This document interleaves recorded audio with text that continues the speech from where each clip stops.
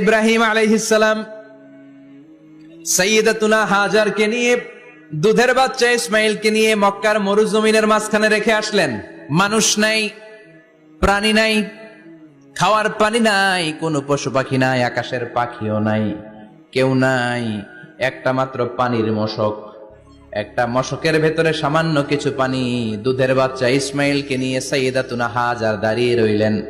কোনো কথা না বলে বিবি আর বাচ্চাকে রেখে চলে যাচ্ছেন। চোখের পানি ছেড়ে সাইয়্যিদাতুনা হাজার ডেকে বললেন, ইব্রাহিম একটু দাঁড়াও। কথা নাই, বার্তা নাই, কিছুই বললা না। কি আমার অপরাধ? কেন এই ধুধুমরু প্রান্তরে আমাকে দুধের বাচ্চাটারে রেখে গেলা? শুধু একটা কথাই জানতে চাইবো, এই যে আমাদেরকে রেখে পাষণ্ডের মতো তুমি চলে যাও, এটা কি তোমার নিজের ইচ্ছায় নাকি আল্লাহর ইচ্ছায়? সাইয়েদনা ইব্রাহিম কোনো কথা না বলে শুধু প্রশ্নের উত্তর দিলেন, বললেন আল্লাহর ইচ্ছায়। কার ইচ্ছায়? নবীরা নিজের ইচ্ছায় কিছু করে না, যেটাই করে করে কার ইচ্ছায়? সাইয়্যিদাতুনা হাজার বললেন, ইযান লা ইউদাইয়ুনাল্লাহ। তোমার ইচ্ছায় যদি আমাদেরকে রেখে না যাও, আল্লাহর ইচ্ছায় যদি রেখে যাও, তাহলে আমার ভরসা আছে আল্লাহ আমাদেরকে নষ্ট হতে দিবে না, আল্লাহ আমাদেরকে কোনো কষ্ট দিবে না। আমার আল্লাহই আমার জন্য যথেষ্ট। সুবহানাল্লাহ। আপনারে মায়েরা যারা আছেন, আপনাকে আর আপনার দুই সন্তানকে নিয়ে আপনার স্বামী সিলেটের হাকালুকি হাওরের মাঝখান দিয়ে রেখে আসছে। কি করবেন? পিছনে পিছনে দৌড়াবেন, গালাগালি শুরু করবেন। যদি বলে আল্লাহর ইচ্ছায় তোমারে রেখে গেলাম, জীবনেও মানতে চাবেন না, বলবেন তোরেও বাদ দিলাম, তোর আল্লাহরেও বাদ দিলাম। আছে না নাই? কিন্তু সাইয়্যিদাতুনা হাজার কেমন নারী ছিলেন, একটা টু শব্দ করেন নাই। শুনতেছেন? কেন ইমাজিন, কল্পনা করতে পারেন? ধুধুমরু প্রান্তর, খাওয়ার কিছু নাই, পান করার কিছু নাই, কথা বলার মতো একটা মানুষ নাই। রৌদ্রের তাপ মরুভূমির বালুর উপরে এমন ভাবে পড়ে, সৌদি আরবের মরুভূমি যারা দেখেছেন, প্রচন্ড বালুর মধ্যে চাল রেখে দিলে চালগুলো মুড়ি হয়ে যায়। ওই প্রচন্ড মরুভূমির মধ্যে দাঁড়িয়ে বললেন, যদি আল্লাহর ইচ্ছা হয়, আমার আল্লাহ আমার জন্য যথেষ্ট। ঠিকই আল্লাহ যথেষ্ট হয়েছেন। এই মহিলাকে দিয়ে মক্কা আবাদ হয়েছে। মক্কায় কোনো মানুষ থাকতো না, এখন মক্কায় গেলে জায়গা পাওয়া যায়। প্রতিদিন 3 লক্ষ 4 লক্ষ মসজিদুল হারাম একসাথে জামাত। জুমার নামাজের দিন 5 লক্ষ 7 লক্ষ 10 লক্ষ হয়ে যায়। এতগুলো মানুষ আগে ছিল না। সব হলো সাইয়্যিদাতুনা হাজারের ইমানের ফসল। সুবহানাল্লাহ। এই নারী এখানে থাকলেন আল্লাহর উপর ভরসা করে, ইমানের পরীক্ষা দিতে লাগলেন। একদিনের ব্যবধানে খাওয়ার পানির মশকের পানি শেষ। ইসমাইল আলাইহিস সালামের পায়ের ধাক্কায় জমজমের পানি এলো। জুরহুম নামক একটা গোত্র যাচ্ছিল, তারা এসে ওনার হাতে মুরিদ হলো। সুবহানাল্লাহ। তারা এসে বলল, আমাদেরকে শুধু জমজমের পানি খেতে দেন, আপনি যা বলবেন সব আমরা মেনে নিলাম। শুরু হলো মক্কার আবাদ। হাজার হাজার মানুষ বাড়তে শুরু করলো। মক্কা শহরের এক্সপানশন হলো। গোটা বিশ্ব থেকে লক্ষ লক্ষ মানুষ এখন মক্কার দিকে ছুটে চিল্লায় বলেন, ঠিক কি না? এজন্য আমার মায়েরা অনেক লম্বা জীবনী। তার একটা ঘটনাই বললাম, সাইয়্যিদাতুনা হাজার, ওনার জীবনী থেকে আমার মায়েদের বোনেদের জন্য শিক্ষা। তাওয়াক্কুল আলাল্লাহ। বাঁচি আর মরি, সুস্থ থাকি আর অসুস্থ থাকি, বিপদে থাকি আর যেই কোনো সমস্যায় থাকি না কেন, ভরসা করতে হবে একজনের উপর। তিনি কে? আল্লাহ। আল্লাহর উপর যে ভরসার মতো ভরসা করতে জানে, আমার আল্লাহই তার জন্য যথেষ্ট। ঠিক কিনা? তাহলে হাজার থেকে আমার বোনদের জন্য শিক্ষা হচ্ছে, তাওয়াক্কুল করব আমরা কার উপরে? ভরসা রাখবো কার উপর? সবসময় আত-তাওয়াক্কুল আলাল্লাহ, আল্লাহর উপর ভরসা করতে হবে আমার মায়েরা, আমার বোনেরা। 2 নম্বরে বলেছি কার কথা? আসিয়া রাদিয়াল্লাহু তাআলা আনহা আলাইহা সালাম, ফেরাউনের স্ত্রী। এই মহিলা অনেক দামি মহিলা, মুসা আলাইহিস সালামের পালক মা। সুবহানাল্লাহ পড়েন। নিজের সন্তান ছিল না, সাইয়েদনা মুসা আলাইহিস সালামকে মায়ের মতো লালন পালন করেছেন। গোপনে গোপনে মুসা আলাইহিস সালামের উপর ঈমান এনেছেন। গোপনে গোপনে রাত্রিবেলা তাহাজ্জুদ পড়ে চোখের পানি ছেড়ে চাইতেন কার কাছে? ফেরাউনের বউ আর ফেরাউনের ফিনান্স মিনিস্টার, অর্থমন্ত্রীর বউ, 2 জন লুকিয়ে কালিমা পড়ে মুসলমান। ফেরাউন কিছু জানে না। সুবহানাল্লাহ। কি আল্লাহর খেলা!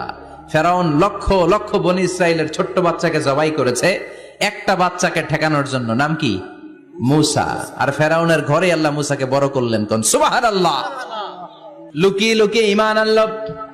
ফেরাউনের বউ আসিয়া অর্থমন্ত্রীর বউ দুইজন মিলে ফেরাউনের কাছে ঘটনা পৌঁছে গেল, খবর পৌঁছে গেল। ফেরাউন ডেকে পাঠালো দুধের বাচ্চাকে নিয়ে। ফেরাউনের অর্থমন্ত্রীর বউ হাজির, কুখ্যাত সন্ত্রাসী ফেরাউনের নিজের বউ আসিয়াও হাজির। ফেরাউন বলে, এক আল্লাহর উপর কুফরির ঘোষণা দে, আল্লাহকে বলে যা, আমার পায়ের সামনে সেজদা দে, আমি মাফ করে দেব। আসিয়ার এক কথা, জীবন যাবে কিন্তু ঈমান যাবে। ফেরাউনের অর্থমন্ত্রীর স্ত্রীরও এক কথা, যে আল্লাহর কাছে আমরা মাথা নত করেছি, পৃথিবীর কোন শক্তির কাছে ওই মাথার নত হতে পারে না। ফেরাউন বলল, তাই নাকি? দেখি তোদের ঈমানের পাওয়ার কত বড়। অর্ডার করলো, বিশাল বড় পাতিল নিয়ে আসো, কড়াই নিয়ে আসো, কড়াই ভর্তি তেল গরম করতে শুরু করো। টকবক টকবক করে কড়াইয়ের মধ্যে গরম তেল। ফেরাউন বলে, ও অর্থমন্ত্রীর স্ত্রী, তোমারে অনেক ভালো জানতাম, এখনই আমার পায়ের সামনে সেজদায় লুটিয়ে পড়ো, আল্লাহরে ছাড়ো, আমি তোরে ছেড়ে দেব। অর্থমন্ত্রীর বউ বলে, এত সোজা না। সুবহানাল্লাহ বলে। কি ঈমান? ঈমানের পথে অবিচল থেকে আমার মরণ যেন হয়, তোমারই কাছে মিনতি আমার, তোমারই কাছে মিনতি আমার, মহামহিম দয়াময়, ঈমানের পথে অবিচল থেকে আমার মরণ যেন হয়। পড়েন আমিন। আবার পড়েন আমিন। এক কথা, আল্লাহর সামনে মাথা নত করেছি, কারো সামনে করব না। ফেরাউন অর্ডার দিল, এই মহিলার দুধের বাচ্চাটারে টান দিয়ে আন, টকবক তেলের মধ্যে, কড়াইয়ের মধ্যে গরম তেলের মধ্যে ছেড়ে দে। মায়ের চোখের সামনে দুধের বাচ্চাকে গরম তেলের মধ্যে ছাড়ে। হিসাবটা কি সহজ নাকি? কথা বলেন। চিৎকার দিয়ে মা কেঁদে ওঠে, ছেড়ে দাও। ফেরাউনের নির্দয় অন্তরে দয়া হয় না। দুধের বাচ্চাটারে তেলের মধ্যে ছেড়ে দেওয়ার পরে মুহূর্তের মধ্যে ছেলেটা রোস্ট হয়ে যায়। কিন্তু ছেলেটা হাত উঁচু করে ডেকে বলে, মা ভয় পেও না, তোমরা দেখো টকবগে কড়াইয়ের ভেতরে তেল, আসলে মা এটা আগুন না, এটা জান্নাতের বাগান। ও মা, ফেরাউনের দিকে তাকাস না রে মা, আমার মতো দৌড় দিয়ে তেলের মধ্যে ঝাঁপ দে। আল্লাহু আকবার। ফেরাউনের অর্থমন্ত্রীর বউয়ের ঈমান দ্বিগুণ হয়ে যায়, 3 গুণ হয়ে যায়। সে বলে, ফেরাউন, গোটা পৃথিবীটারে এক পাশে করতে পারবি, কিন্তু আমার মাথাটা তোর পায়ের সামনে নোয়াতে পারবি? ফেরাউনের অর্থমন্ত্রীর ওই স্ত্রীকে বাচ্চার পরে ওই তেলের মধ্যে ঢেলে দেওয়া হলো। ওই মহিলাটাও রোস্ট হয়ে যায়। বাকি রইল ফেরাউনের বউ আসিয়া। কি নাম? আসিয়া কিন্তু দৃশ্যটা দেখেছে, চাক্ষুষ মৃত্যু দেখেছে দুইজনের। ফেরাউন বলে, আসিয়া, কত অন্তরঙ্গ সম্পর্ক আমাদের, আজীবন কত ভালোবাসা ছিল, কত খুনসুটি ছিল, কিন্তু আমার পায়ের মধ্যে সেজদা দিয়ে প্রমাণ কর তুই আমারে ভালোবাসিস। আসিয়ারও একই কথা, জীবন দিব কিন্তু ঈমান দিব না। ফেরাউন বলল, তোকেও আমি ছাড়বো না, তোকে আমি উলঙ্গ করব। হাজার হাজার মানুষের সামনে আসিয়ার কাপড় টেনে নেওয়া হলো, তক্তার মধ্যে শুইয়ে তক্তার মধ্যে হাতে পায়ে পেরেক মারা হলো। হাতের এই পাশ দিয়ে পেরেক ঢুকে ওই পাশ দিয়ে বেরোয়, তক্তার এ পাশ দিয়ে ঢুকে ও পাশ দিয়ে বেরোয়, ফিনকে দিয়ে রক্ত বের করে। আসিয়া সহ্য করতে না পেরে ডেকে বলে, আল্লাহ, ফেরাউন থেকে তুমি আমারে বাঁচাও। এই দোয়াটা সূরাতুত তাহরিমে আল্লাহ সরাসরি কোট করেছেন, রব্বিবনিলি ইনদাকা বাইতান ফিল জান্নাহ, ও আল্লাহ মালিক, তোমার পাশে জান্নাতে একটা ঘর বানায়া দিও। এরকম একটা সঙ্গীত আছে না নাই? এই কি সুন্দর নাম, খাদিজা। বললে ভাল লাগে না? প্রথম নারী যিনি কালিমা পড়ে ইসলাম ধর্ম গ্রহণ করেছেন, আমাদের আম্মা জান, বিশ্বনবীর প্রথম বউ। 25 বছর বিশ্বনবীর সাথে সংসার করেছেন, 3 বছর বিশ্বনবীর সাথে জেল খেটেছেন, শিয়াবে আবি তালেবে। কেমন বউ? জামাইও জেলখানায়, বউ জেলখানায়। বিশ্বনবীর সবগুলো বাচ্চা সন্তান, ছেলে মেয়ে এই মহিলার গর্ভ থেকে এসেছে, একজন ছাড়া, ইব্রাহিম। ইব্রাহিম বিশ্বনবীর আরেক বউ মারিয়ার গর্ভে এসেছে, বাকি সব খাদিজার গর্ভে। যে আমরা ফাতেমা, বিশ্বনবীর কন্যার নাম কি? ফাতেমার মায়ের নাম কি? খাদিজা। সুবহানাল্লাহ। ফাতেমা, রোকাইয়া, উম্মে কুলসুম, জায়নাব, এই 4 জনের মাই খাদিজা। আবার আব্দুল্লাহ, কাসেম, এদের মায়ের নামও খাদিজা। বিশ্বনবী সব সন্তান এসেছে খাদিজার পেট থেকে। বরকত বেশি না কম? বিশ্বনবী ভয় পেলে খাদিজার কাছে গেলে ভয় কেটে যেত, সাহস যোগাতেন, শেল্টার দিতেন, ছাতার মতো মাথার উপরে দাঁড়িয়ে থাকতেন। আল্লাহু আকবার। বিশ্বনবী বলতেন রুজিক তো হুব্বাহা, খাদিজার ভালোবাসা আমার অন্তরে আল্লাহ রিজিক হিসেবে দিয়েছে।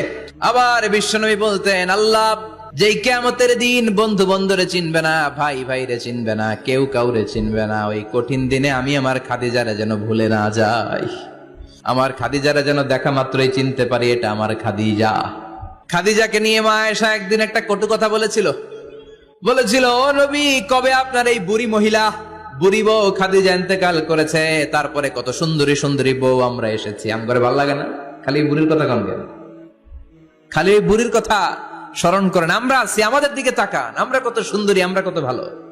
বিশ্বনবী রেগে গেলেন, মা আয়েশাকে এইভাবে ধরলেন। জীবনে কোনোদিন কোন স্ত্রীর গায়ে হাত তোলে নাই, শুধু ওই দিন মা আয়েশাকে এইভাবে ধরেছিলেন আর বলেছিলেন আয়েশা খবরদার জীবনে এই কথা বলবা না, আমার খাদিজা আমার বিপদের দিনের সঙ্গিনী, তোমরা আমার সুখের দিনের সঙ্গিনী, তোমরা কেউ আমার সাথে জেল খাটো নাই, খাদিজা আমার সাথে জেল খেটেছে 3 বছর। কয় বছর? খাদিজা যখন ইন্তেকাল করলো, বিশ্বনবী কবর দিলেন, দোয়া করলেন আর কাঁদলেন। সাহাবারা দোয়া শেষে চলে যায়। আবু বকর বললেন নবী কবর দেয়া হলো, খাদিজাকে দোয়া করা হলো, এবার চলেন। বিশ্বনবী তবুও যান না। বিশ্বনবী বললেন আবু বকর তোমার মনে চাই তুমি ঘরে ফিরে যাও, আমি যাব না। আল্লাহু আকবার। কি মহিলা ছিল! বিশ্বনবীকে সবসময় আগলে রেখেছে, শেল্টার দিয়েছে, প্রতিভক্ত ছিল। খাবার নিয়ে বিশ্বনবীর জন্য এদিক সেদিক যেতেন, বিশ্বনবী না আসলে খেতেন না। বিশ্বনবীকে কলিজার চাইতো বেশি ভালোবাসতো, পতি যা বলবে তাই শুনতো। ও মায়েরা, খাদিজাতুল কুবরার জীবনী থেকে আপনাদের জন্য শিক্ষা হলো প্রতিভক্তি। কি ভক্তি? এখন প্রতিভক্তি নাই, আমরা করি নারী ভক্তি। এখন নারী নির্যাতন কমে গেছে বাংলাদেশে, বেড়ে গেছে পুরুষ নির্যাতন। কথা কন। এখন আমরা ভক্তি করা লাগে, আমরা ভক্তি না করলে ঘরে খাওয়ান নাই, এরকম ঝামেলা আছে না নাই? কথা বলেন। মায়েরা, বোনেরা, আপনার স্বামী যদি আপনার উপর নাখোশ থাকে, আপনার ইবাদত আপনাকে বাঁচাতে পারবে না। বিশ্বনবী ফাতেমাকে বললেন ফাতেমা তুমি বিশ্বনবীর মেয়ে হতে পারো, কিন্তু আলী যদি তোমার উপর নাখোশ থাকে তোমার সব শেষ, সব শেষ। আবার বিশ্বনবী বললেন আমি যদি এক আল্লাহ ছাড়া কারো সামনে মাথাটা নত করার বিধান দিতাম, এক আল্লাহ ছাড়া যদি কাউকে সেজদা করতে আমি বলতাম, আমি দুনিয়ার সব নারীদের বলতাম স্বামীর পায়ে সেজদা দিয়ে পড়ে থাকো। কি সম্মান আল্লাহ দিলেন স্বামীকে! আপনার জান্নাত আপনার স্বামীর ভেতরেই। স্বামীকে সন্তুষ্ট করেন, স্বামীর আনুগত্য করেন, দেখবেন ফ্যামিলিটা সুন্দর হবে। আর স্বামীরা স্ত্রীদেরকে ভালোবাসেন, স্ত্রীদেরকে ভালোবাসার গল্প শোনাবেন, দামি দামি শাড়ি কিনে দিবেন, তারপরে রাত্রিবেলা গান শোনাবেন। শুধু বউয়ের গান, শালীর গান না, বাবির জন্য না, চাচাতো বোনের জন্য না, উল্টা পাল্টা জায়গায় করলে গুনাহ আছে না নাই? স্ত্রীর সাথে প্রেম নিবেদন করেন, ভালোবাসা নিবেদন করেন, সংসারটারে শান্তিপূর্ণ করে দিবে কে? তার মানে খাদিজাতুল কুবরার জীবনী থেকে শিক্ষা কি? ভুলে গেছি। কি শিক্ষা? প্রতিভক্তি। কি ভক্তি? স্বামীকে ভক্তি করা লাগবে, তা না হলে জান্নাত নাই। এরপরে বিশ্বনবীর একমাত্র কুমারী বউ নাম কি? আয়েশা। বিশ্বনবী বললেন উরিতুকি ফিল মানামি সালাসা লায়াল। আয়েশা, বিয়ের আগে তোরে কিন্তু আমি 3 বার স্বপ্নে দেখছিলাম। সুবহানাল্লাহ কইবেন না? বড্ড খুশি হয়ে গেলেন আয়েশা। এরপরে বললেন 3 বার স্বপ্ন দেখার পরে তোমার ব্যাপারে মনের মধ্যে কেমন কেমন যেন ভালো লাগে। তারপরে একটা ছোট্ট কাগজের মধ্যে, জান্নাতি কাগজ, রেশমি কাপড়ের মধ্যে তোমার চেহারাটা এনে জিব্রাইল বললেন দেখেন নবী কেমন লাগে। আমি কইলাম ভালো লাগে। কার মেয়ে? আপনার বন্ধু আবু বকরের মেয়ে। বিয়ে করবেন নাকি? বিশ্বনবী বললেন ও জিব্রাইল তুমি যদি ঘটক হও, আল্লাহ যদি হয় কাজী, আমি মুহাম্মদ বিয়েতে রাজি। সুবহানাল্লাহ পড়েন। বিয়ে হয়ে গেল, কিন্তু ঘরে দামি ফার্নিচার নাই, টাকা পয়সাও তেমন নাই, কিন্তু আছে খালি সুখ। আছে কি? যেটা টাকা দিয়ে কিনা যায়, টাকা দিয়ে বাড়ি কিনা যায়, গাড়ি কিনা যায়, সুখ কিনা যায় নাকি? টাকা দিয়ে বিছানা কিনা যায়, বালিশ কিনা যায়, ঘুম কিনা যায় নাকি? কথা বলেন। এজন্য সুখ দেয়ার মালিক কে? দোকানে সুখ পাওয়া যায়? সুখ দেয়ার মালিক একজন, তিনি কে? মা আয়েশা একমাত্র কুমারী বউ, আদর করে তিনি ডাকতেন হুমায়রা। আবার মাঝে মাঝে ডাকতেন ইয়া আইশু, আয়েশা না, আয়েশু সংক্ষেপ। এত ভালোবাসতেন মা আয়েশাকে। মা আয়েশা গ্লাসের যেই জায়গা দিয়ে পানি খেতেন বিশ্বনবী ওই জায়গায় মুখ লাগিয়ে পানি খেত। মা আয়েশা গোশতকে হাড্ডি ফেলে দিলে বিশ্বনবী ওই হাড্ডিটা নিয়ে চষতে শুরু করে দিত। এক বালতি থেকে পানি নিয়ে দুইজনে গোসল করত। আবার বিশ্বনবীর সাথে সাথে মাঝে মাঝে বায়না ধরতো, মাঝে মাঝে রাগও করতো। সুবহানাল্লাহ কোন? স্বামী স্ত্রীর মধ্যে একটু রাগ আছে না নাই? রাগ থাকলে ওইটারে আবার ভালোবাসায় পরিণত করে দেয় কে? রাগ না থাকলে ভালোবাসা তো ভালোবাসাই না, রাগ থাকতেই হবে, তাই এই ভালোবাসার মর্ম বোঝা যায়। চিল্লায় বলেন ঠিক কিনা? ক্ষুধা না থাকলে খাবারের মর্যাদা বোঝা যায় না। সারাদিন পেট ভরা খাওয়ার মজা বুঝবেন? ক্ষুধা, প্রচন্ড ক্ষুধা, তৃষ্ণার্ত, লেবুর শরবত পাইলে অমৃতের মতো লাগে। প্রচন্ড ক্ষুধা, হাজি বিরিয়ানি পাইছেন 1 প্লেট, ইচ্ছে মতো খাবেন, কিন্তু পেট ভর্তি, হাজি বিরিয়ানি খাওয়া যাবে? এজন্য রাগ না থাকলে ভালোবাসা যে কত দামি, ভালোবাসা যে আল্লাহর পক্ষ থেকে কত বড় নেয়ামত বোঝা যায় না। মাঝে মাঝে মা আয়েশা রাগ করতেন, শুনতেছেন? বিশ্বনবী বলেন, আয়েশা কখন তুমি রাগ করো, কখন তুমি আমারে ভালোবাসো আমি বুঝি। সুবহানাল্লাহ পড়েন। মা আয়েশা বললেন, কেমনে বুঝেন? বিশ্বনবী বললেন, যখন তুমি রাগ করো তখন নামাজের পরে দোয়ার মধ্যে বলো, ও ইব্রাহিম আলাইহিস সালামের আল্লাহ, আপনি আমার উপর দয়া করেন। তার মানে তুমি রাগ করে আছো, আমার নাম নাও নাই। আর যখন আমার উপর খুশি থাকো নামাজের পরে দোয়াতে বলো, মুহাম্মদ সাল্লাল্লাহু আলাইহি ওয়াসাল্লামের আল্লাহ, আপনি আমাদের উপর রহমত করেন।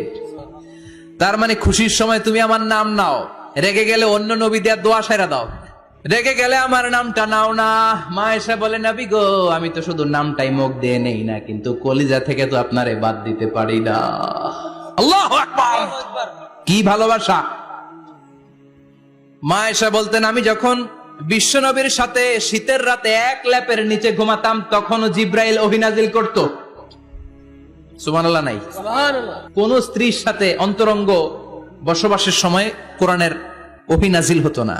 একমাত্র মা আয়েশার সাথে যখন এক বিছানার এক ল্যাপের নিচে দুইজন শুয়ে আছে, কোরআনের আয়াত নাজিল করছে কে? আবার মা আয়েশা বলতেন, আমার কারণে ও মুসলিম উম্মাহ তোমরা তায়াম্মুমের বিধান পেয়েছো। ফাতায়াম্মামু সাঈদান তাইয়্যিবা। মা আয়েশা একটা যুদ্ধে গিয়েছিলেন, যুদ্ধ থেকে ফেরার পথে মা আয়েশার গলার লকেট নাই। মাঝে মাঝে হয় না, মহিলা গলার লকেট পায় না, পুরা বাড়ি আগুন করে ফেলাইছে, লকেট নাই, লয়ে গেল রে, নিয়ে গেল রে, হারাইলাম রে। মা আয়েশার লকেট নাই। লকেট হারানোর পরে মা আয়েশা কান্নাকাটি। বিশ্বনবী বললেন, থামো। অনেকক্ষণ থামার পরে লকেট খুঁজে পায় না, সবাই খোঁজাখুঁজি, লকেট কই, লকেট কই, লকেট খুঁজে পায় না। ওদিক দিয়ে মাগরিবের নামাজের সময়ও শেষ, নামাজের সময় শেষ। আর যেই জায়গায় লকেট খোঁজার জন্য থামা হয়েছে ওই জায়গায় আবার পানি নাই, পানি সামনে, পানির দিকেও যেতে পারে না, লকেটও খুঁজে পায় না, নামাজও পড়া যায় না। সব সাহাবীরা মিছিল শুরু করছে, আবু বকর রে ধর, ধর ধর, আবু বকর রে ধর। আবু বকরের মেয়ের কারণে নামাজ আমাদের চলে যাচ্ছে। সাইয়েদনা আবু বকর ঘটনা বেসামাল দেখে আয়েশার কাছে গেল, যে দেখে বিশ্বনবী মা আয়েশার কোলের মধ্যে, ল্যাপের মধ্যে মাথা দিয়ে শুয়ে আছে। রাগের চোটে বুখারীর বর্ণনা, আঙ্গুল নিয়ে মা আয়েশার পেটের মধ্যে দিল এক খোঁচা। লকেট হারাইলি কেন? ক, তোর জন্য বাইরে মিছিল চলে, তোর জন্য বাইরে সব সাহাবারা বলে নামাজ পড়তে হবে, সময় নাই। ও আবু বকর, আপনার মেয়ের কারণে এই কাণ্ড। খাসরা মানে কুমর। আবু বকর মা আয়েশার খাসরাতে এত জোরে গুতা মেরেছেন, মা আয়েশা বললেন, এই গুতার কারণে আমি অনেক দূরে চলে যাওয়ার কথা ছিল ব্যথার চোটে, কিন্তু যাই নাই, কারণ কোলে কে? কোলের মধ্যে বিশ্বনবীর মাথা, নড়ে গেলে বিশ্বনবীর ঘুম ভেঙে যাবে, ব্যথাটা হজম করেছি, নড়ি নাই। আল্লাহ তখন আয়াত নাজিল করলেন, ফালাম তাজিদু মাআন ফাতায়াম্মামু সাঈদান তাইয়্যিবা। ও সাহাবারা, মিছিল বন্ধ করো। কোন নারীর বিরুদ্ধে মিছিল করো? এই নারীর সাথে তো বিয়ে আমি সরাসরি বিশ্বনবীর দিয়েছি। যাও, ওজুর জন্য টেনশনে ছিলা, টেনশনের দরকার নাই। আয়েশার কারণে আজকে নতুন করে একটা বিধান দিলাম, আজ থেকে যদি ওজুর পানি না পাওয়া যায়, বালুর মধ্যে 2 হাত বাড়ি মেরে তায়াম্মুম করো, নামাজ পড়ে নাও, কবুল করে নিবে কে? এ মা আয়েশার লকেট হারানোর কারণে তায়াম্মুমের বিধান নাজিল হয়েছে। কোন সুবহানাল্লাহ। সে বলতেন, ও উম্মতেরা, জেনে রাখো, এই যে তায়াম্মুম করো, এটা কিন্তু আমার কারণে পাইছো। সুবহানাল্লাহ কোন? আবার মা আয়েশা বলতেন, আমার কোলে মাথা রেখে বিশ্বনবী শেষ নিঃশ্বাস ত্যাগ করেছে। আবার আমার ঘরের মধ্যেই বিশ্বনবীর কবর। সুবহানাল্লাহ। বিশ্বনবীর কবরটা কিন্তু মা আয়েশার ঘরের মধ্যে। এখনো বিশ্বনবীর কবর যেই জায়গায়, এই জায়গায় মা আয়েশার ঘর ছিল। সুবহানাল্লাহ। 2210টি হাদিস বর্ণনা করেছেন। কত? কথা কয় না। 2210টা ফ্যামিলির হাদিস বর্ণনার জন্য মা আয়েশাকে আল্লাহ তাআলা বিশ্বনবীর ট্যাপ রেকর্ডার বানিয়ে পাঠিয়েছেন। যাই বিশ্বনবী বলতেন ট্যাপ রেকর্ডের মতো রেকর্ড করে সব সাহাবীদের কাছে বর্ণনা করতেন। কত কবিতা উনি নিজে জানতেন, নিজেই জানে না। কত মাসালা যে জানতেন তার কোনো হিসাব নাই। ইলমুল ফারায়েজ, বাপ মরলে ছেলে মেয়ে থাকলে কে কতটুকু সম্পদ পাবে, মা আয়েশার চেয়ে এই বিধান মদিনায় কেউ জানতো না। বিশ্বনবীর ইন্তেকালের পরে সাহাবাদের মধ্যে কোনো মাসালা নিয়ে কনফিউশন হলে সব সাহাবারা আম্মা জান আয়েশার কাছে এসে সলিউশন নিয়ে যেতেন। সুবহানাল্লাহ। কোন বিশ্বনবী যা বলেছেন সব মুখস্থ রেখেছেন, সব জ্ঞানের কথা ছড়িয়ে দিয়েছেন, সব সময় পড়াশোনা করতেন। সুবহানাল্লাহ। তার মানে মা আয়েশার জীবনী থেকে আপনাদের জন্য শিক্ষা হচ্ছে জ্ঞানার্জন, জ্ঞানানুরাগী হতে হবে। কি হতে হবে? জ্ঞানানুরাগী। বুখারীর বঙ্গানুবাদ পাওয়া যায়, কোরআনের বঙ্গানুবাদ পাওয়া যায়, ইসলামিক অনেক ভালো ভালো রাইটারের বই পাওয়া যায়, ঠিক কিনা? এগুলো পড়ার দরকার আছে না নাই? অনেকে বলে হুজুর আমার ছেলেটা মোবাইল ছাড়া কিছু বোঝে না। কি কয়? মোবাইল ছাড়া কিচ্ছু বোঝে না। হুজুর মোবাইল দিলে ঠান্ডা, মোবাইল নিলে কান্দে, এরকম আছে না নাই? এর কারণ হাজব্যান্ড ওয়াইফ দুইটার কাছে সবসময় মোবাইল। কথা কন। বাবার কাছেও মোবাইল, মায়ের কাছেও মোবাইল। তো ছেলে মোবাইলের জন্য কাঁদবে না তো কি করবে? বাবার হাতেও যদি বই থাকে, মায়ের হাতেও যদি বই থাকে, ছেলে মোবাইল চাবে নাকি? ছেলেও চাবে বই, ছেলে চাবে কি? কথা বুঝতে পেরেছেন? এই জন্য জ্ঞান অনুরাগী হতে হবে মা আয়েশার মতো। মা আয়েশা 2210টা হাদিস মুখস্থ করেছে, আপনি কয়টা করছেন? উনি পারলে আপনি পারবেন না কেন? মায়েরা শুনতেছেন তো? আশা করি আপনারা শুনতেছেন। তাহলে মা আয়েশার জীবনী থেকে আমরা শিক্ষা পেলাম জ্ঞান চর্চা করতে হবে। সর্বশেষ কোন নারী? কথা কন। ফাতিমা রাদিয়াল্লাহু তাআলা আনহা, বিশ্বনবীর কলিজার টুকরা। চাচাতো ভাই আলীর সাথে বিয়ে হলো। আলী যখন প্রস্তাব দিল ফাতেমার কাছে, যে বলে ও ফাতেমা রাজি আছো কিনা? চুপচাপ, কথা কয় না। বিশ্বনবী বুঝলেন রাজি, দুইজনকে বিয়ে পড়িয়ে দিলেন। বিয়ে পড়িয়ে দুইজনকে দাঁড় করিয়ে দিয়ে বিশ্বনবী ওযু করলেন। ওযু করার পরে সামান্য কিছু ওযুর পানি ছিল আলীর মাথার মধ্যে ছিটিয়ে দিলেন, বরকতের পানি। সুবহানাল্লাহ কইবেন না? সুবহানাল্লাহ। ওযু করে সাইয়েদনা আলীর মাথার মধ্যে ছিটিয়ে দিলেন আর দোয়া করে দিলেন, বারাকাল্লাহু লাকুমা ওয়া বারাকা আলাইকুমা ওয়া জামাআ বাইনাকুমা ফি খাইর। আল্লাহ তোমাদের দুইজনকে বরকত দিয়ে দাম্পত্য জীবন শুরু করার তৌফিক দান করুক। আবার দোয়া করলেন, আল্লাহুম্মা বারিক লাহুমা ফি বিনাইহিমা, ওদের সম্পর্কে বরকত দেন। ওয়া নাসালিহিমা, শিবলিহিমা, ওদের গর্ভে যে সন্তান আসবে এগুলোর শ্রেষ্ঠ সন্তান বানান। 1 বছরের ব্যবধানে ঘরটাকে আলোকিত করে প্রথম সন্তানের জন্ম হাসান। সুবহানাল্লাহ। হাসান রে বিশ্বনবী এত আদর করেছেন, বিশ্বনবীর কাছ থেকে এত আদর কেউ কোনোদিন পায় নাই। হাসান রে বিশ্বনবী ডাকতেন লুকা। বুখারীর বর্ণনা। শব্দটা কি? লুকা মানে পিচ্ছি। ছোট বাচ্চাদেরকে আপনারা কি কন? আরে পিচ্ছি তো আমি কইছি, আপনারা কি কন? বাবু বলেন। আর কিছু কি বলেন? আর আর কিছু নাই। তাহলে যে বাবু পিচ্ছি, হ্যাঁ, এই বাবু পিচ্ছি আরবি হচ্ছে লুকা। বিশ্বনবী ফাতেমার ঘরে এসে বলতেন, আইনাল লুকা, পিচ্ছিটা কই রে? আমার হাসান কই, আমার নানা ভাই কই? আর বিশ্বনবীর আওয়াজ শুনলে হাসান এসে বিশ্বনবীর কাঁধে। আল্লাহু আকবার, আল্লাহু আকবার। বিশ্বনবী বলতেন, ফাতেমা আমার কলিজার টুকরা, যে ফাতেমারে কষ্ট দেয় সে আমারে কষ্ট দেয়, ফাতেমারে আনন্দ দেয় মানে আমি বিশ্বনবীরে আনন্দ দেয়। এই ফাতেমা সব সময় পর্দায় থাকতেন, দিনের বেলা বেরোতেন না, সারা দিনে টয়লেট করতেন একবার, সেটাও করতেন রাত্রে, যাতে দিনের বেলা কেউ তারে না দেখে। কি ব্যালেন্স লাইফ, কি ব্যালেন্স লাইফ। রাতে একবার টয়লেটে যাওয়া মানে কি সারাদিন খাওয়া দাওয়া এরকম ব্যালেন্স করে করতেন। কেউ দেখতে পারে নাই ওনারে কেমন ছিল, কেউই জানতো না। এমন ভাবে চলাফেরা করতো, কোনো পুরুষদের সামনে দিয়ে কখনো যেতেন না। এজন্য ইন্তেকালের আগে আলীকে বললেন, আলী, বিশ্বনবীর ওসিয়ত অনুযায়ী কিছুদিন পরে আমি আমার বাবার সাথে সাক্ষাৎ করব। ইন্তেকালের সময় বেশি লোক আমার জানাজাতে আসার দরকার নাই, নিজেরা দোয়া করে দিলে চলবে। আর আমার জানাজার খাটিয়ার উপর দিয়ে বিশাল একটা বোরকা দিয়ে দিও। এটার আরবিতে বলে নাউশ। কি বলে? এই প্রথম কোন নারী তার খাটিয়ার উপরে নাউশ ব্যবহার করেছে, জন্য এটাকে বলে সুন্নাতু ফাতিমা, ফাতেমার সুন্নাত। সাইয়েদাতুনা ফাতেমার আগে কেউ জানাজার খাটিয়াতে নাউশ ব্যবহার করে নাই। আল্লাহু আকবার। আলীকে বলে গেলেন, আলী অল্প কয়েকজন পুরুষ নিয়ে জানাজা দিও, বেশি মানুষের কাছে আমার নিও না। দুনিয়ার বুকে আমি লুকিয়ে লুকিয়ে চলতাম, মরার পরে লুকিয়ে লুকিয়ে আল্লাহর কাছে চলে যেতে চাই, পুরুষদের সামনে আমার নিও না। ও মা, এই ফাতেমার জীবনী থেকে আপনার জন্য শিক্ষা হলো পর্দা। সব সময় পর্দাটা দেহে থাকার দরকার আছে না নাই? রাজি আছেন তো?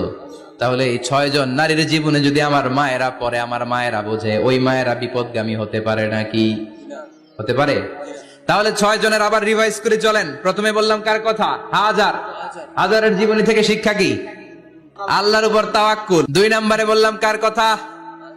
আসিয়ার কথা। আসিয়ার জীবনী থেকে শিক্ষা হলো ইমানের পথে অবিচল থাকতে হবে, ঠিক কিনা?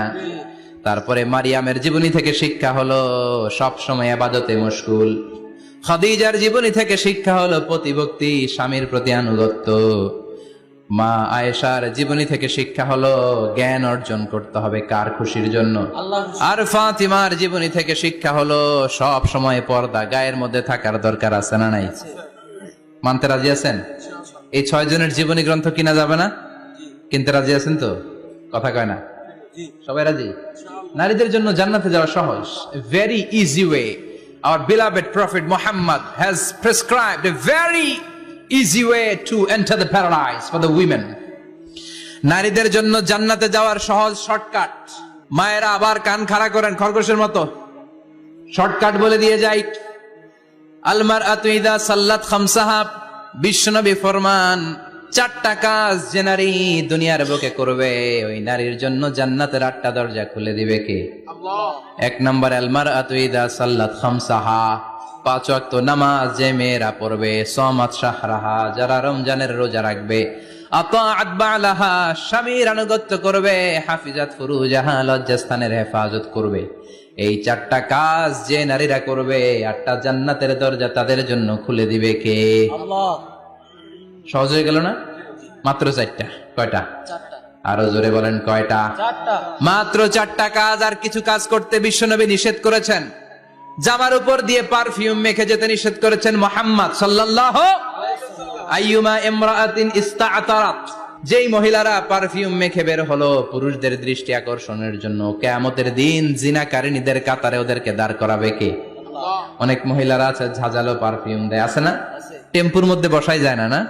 সিএনজিতে বসছেন, এদিকে বসছে খালাম্মায়, হায় হায়। মায়েরা খেয়াল করে শুনেন, আপনাদের ড্রেস কেমন হবে? নাম্বার 1, আপনার পুরো দেহটা ঢাকা থাকতে হবে। যে ড্রেস পরবেন, you should cover your whole body.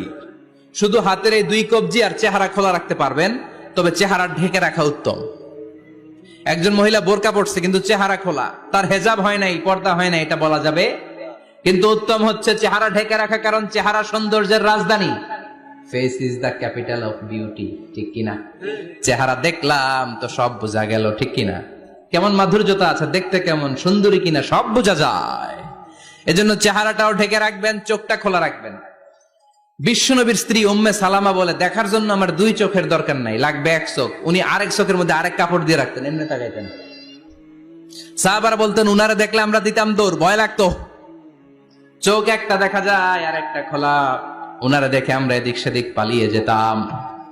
আবার অনেক মহিলারা পা ঢাকে না, পা কিন্তু পর্দার অন্তর্ভুক্ত। সব সময় মেয়েরা পা মোজা পরে বেরোতে হবে, পা দেখানো যাবে না। হাদিসে এসেছে শুধু হাত এতটুকু, পা কিন্তু পর্দার অন্তর্ভুক্ত। উম্মে সালামা বললেন, ইয়া রাসূলুল্লাহ, আমরা তো হাঁটতে গেলে অনেক সময় পা দেখা যায়। বিষ্ণু বললেন, তাই? তাহলে 1 বিঘত নিচ দিয়ে কাপড় বাড়াও। উম্মে সালামা বললেন, জোরে হাঁটলে তো তারপরে দেখা যাবে। বিষ্ণু বললেন, 1 হাত বাড়াও, ধুলাবালি সহ টানবা, তারপরও পায়ের 1 ইঞ্চি দেখানো যাবে। তাহলে ড্রেস কোডের প্রথম নিয়ম হচ্ছে পুরো দেহ ঢাকবেন। 2 নম্বরে নিয়ম, পোশাক ঢিলে ঢালা হবে না টাইট ফিটিং? আরো জোরে বলেন। ঢিলে ঢালা হবে, টাইট ফিটিং হতে পারবে না। এরকম মোটা হবে, মোটা কাপড়, কিচ্ছু দেখা যায় না, বাইনোকুলার দিয়েও দেখা যাবে না। আবার ঢিলে ঢালা আছে না নাই? আমরা পুরুষরা যে এটা পরি, এটা দিয়ে 3 মহিলার কাপড় হয়, ঠিক কিনা?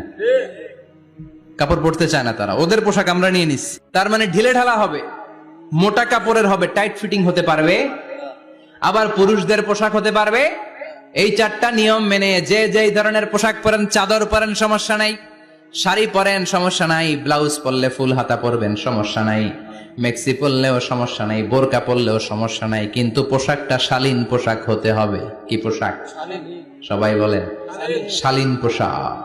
পুরুষদের পোশাক পরা যাবে, কারণ বিশ্বনবী লানত করেছেন ওই নারীদেরকে যেই নারীরা পুরুষদের মতো সাজতে চায়। এরকম আছে না নাই? দেখলে বোঝা যায় না কোনটা ছেলে কোনটা মেয়ে, আছে না নাই? ইসলাম যে মর্যাদা আপনাদেরকে দিয়েছে আর কেউ দিয়েছে নাকি? ইসলাম বলে প্রথম সন্তান কন্যা সন্তান হলে ঘরের মধ্যে বরকত, আছে না নাই? মিন বারাকাতিল মারআতি তাবকিরুহা বিল ইনাস।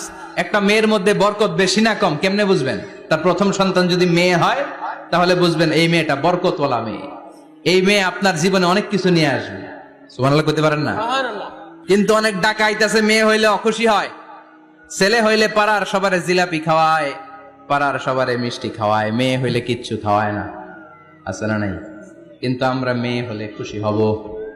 কার কার প্রথম সন্তান মেয়ে? হাত তোলেন। একজন, দুইজন, তিনজন।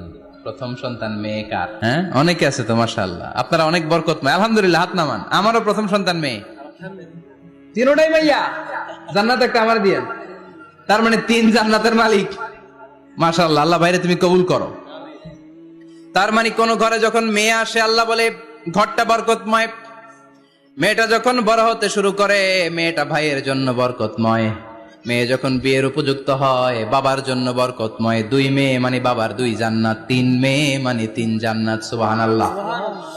আবার যখন স্বামীর কাছে যায় ইসলাম বলে ওই স্বামী আল্লাহর কাছে সেরা, যেই স্বামী বউয়ের কাছে সেরা।